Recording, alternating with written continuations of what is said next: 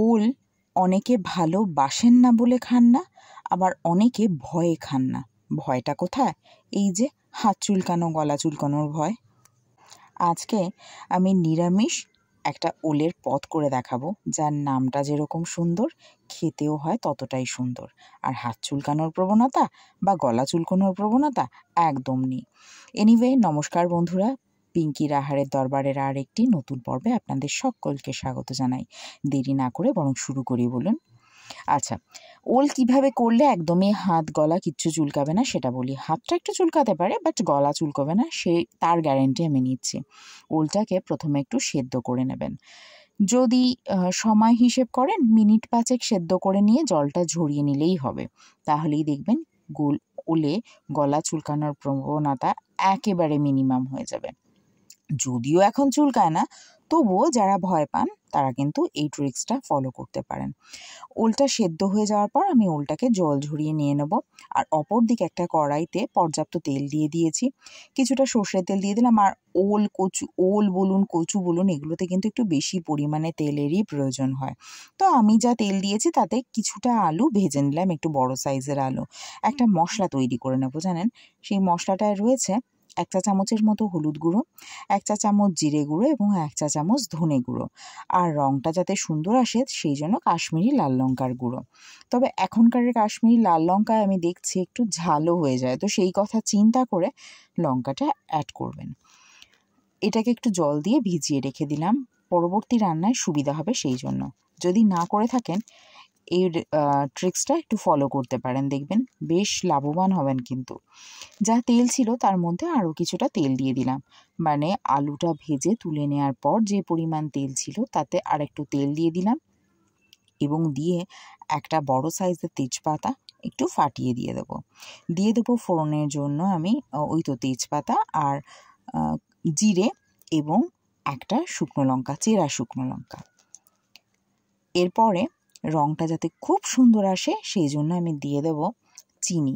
এখন আপনারা হয়তো দেখে বলতে পারেন, তোমার তরকারির রং তো একেবারে আহামরি কিছু আসেনি, কিন্তু বিশ্বাস করুন আমার ফোনটা নেহাতি কম দামের একটা ফোন, তো এই ফোনে এর থেকে ভালো রং আর আসেই না। আমি যত যাই করি না কেন আসে না। যদি আপনাদের ভালোবাসা এবং আশীর্বাদ থাকে তো নিশ্চয়ই একটা ফোন আমি পরবর্তীতে কিনবো, শুধু এই রান্নার জন্য, যেটা কিনা একটু দামি হবে। কথায় কথায় কিন্তু আমি একটু আদা, মানে এখানে 1 ইঞ্চির মতো আদা, যেটাকে একটু গ্রেট করে নিয়েছি, আর একটা মিডিয়াম সাইজের টমেটো, যেটাকে 4 ভাগ করে নিয়েছি। এখন আপনারা বলতে পারেন যে টমেটোটাকে তো বেটে দিলেও হতো। অ্যাকচুয়ালি বেটে দিলে এমনি বিষয়টা ঠিক হয়ে যায়, বেটে দিলে আরও বেশি ঠিক হয়ে যাবে, সেই জন্য আমি 4 টুকরো করেই দিয়ে দিলাম। আমি প্রেফার করব আপনারাও এরকমভাবেই দেবেন। আননেসেসারি কত কথা বলে ফেলি না, বলতে বলতে হয়ে যায়, জানেন। আচ্ছা, টমেটোটা দিয়ে দেওয়ার পর একটু ভাজা ভাজা করে নিয়ে দেখলেন আগে থেকে ভিজিয়ে রাখা মশলাটা, সেটা আমি অ্যাড করে দিলাম। এবারে দেখুন তেল কিন্তু অলরেডি ছাড়তে শুরু করে দিয়েছে। এখানে আমি চেরা কাঁচা লঙ্কাগুলো দিয়ে দেবো। সেটা তো ঝাল অনুযায়ী দিয়ে দেবেন, এতে আর বলার কিচ্ছু নেই। আর মশলাটা যাতে কোনোভাবেই পোড়া না লেগে যায় সেই কারণে আমি একটু কিন্তু জল অ্যাড করে দিলাম। আর ফ্লেমটাকে একটু মিডিয়ামে রেখেই আমি মশলাটাকে কষিয়ে নেব। দেখে নিশ্চয়ই বুঝতে পারছেন যে তেল কিন্তু বেশ ভালো মতো ছাড়তে শুরু করে দিয়েছে।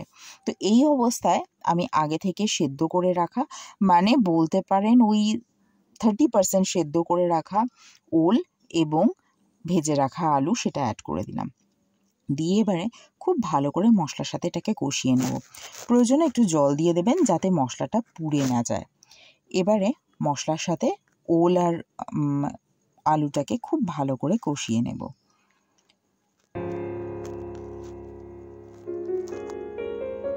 দেখুন কি একটা রিচ কালার এসেছে না, সত্যি ভীষণ সুন্দর লাগে খেতে। ও, আপনাদের বলতে বলতে বলা হয়নি না, এই ওলের তরকারিটার নাম বলছিলাম না, যেমন নামটা সুন্দর, নামটা সত্যিই সুন্দর, ওলের ডালনা। আর খেতে হয় তার থেকে বেশি সুন্দর। যাই হোক, সব মশলার সাথে আমার সবজিগুলোকে কষিয়ে নেওয়ার পর আমি একটু গরম জল দিয়ে দিলাম। এই তরকারিটা আমরা রুটি দিয়ে খাবো বলেই করছিলাম, তবে এটা ভাত দিয়েও যথেষ্ট ভালো যায়। ভাত দিয়ে করলে আপনারা একটু বেশি পরিমাণে জল দিয়ে দেবেন, মানে একটু বেশি পরিমাণে ঝোল দেবেন। আমরা যেহেতু রুটি দিয়ে খাবো তাই একটু কম পরিমাণেই ঝোল রেখেছি। নামানোর সময় একটুখানি গরম মশলা, মানে শাহি গরম মশলা আর কিছুটা ঘি দিয়ে নামিয়ে নেব। অদ্ভুত দারুণ হয় ঘি দিলে নিরামিষ তরকারি। আজকের এই সুন্দর রান্নাটা আপনাদের কেমন লাগলো অবশ্যই করে কিন্তু জানাবেন। যদি ভালো লেগে থাকে তাহলে না একটা লাইক করে দেবেন, আর প্লিজ আমার চ্যানেলটিকে সাবস্ক্রাইব করুন এবং পাশে থাকা বেল আইকনে ক্লিক করুন যাতে নোটিফিকেশনটা সবার আগে আপনার কাছে পৌঁছায়। আর যদি ফেসবুক থেকে দেখেন তাহলে না একটা ফলো করে দেবেন। তাহলে আজকের মতো আসি, অন্য কোনো দিন অন্য কোনো রান্নাকে সঙ্গে নিয়ে আবার হাজির হব। ভালো থাকবেন, সুস্থ থাকবেন। ভিডিওটি দেখার জন্য ধন্যবাদ।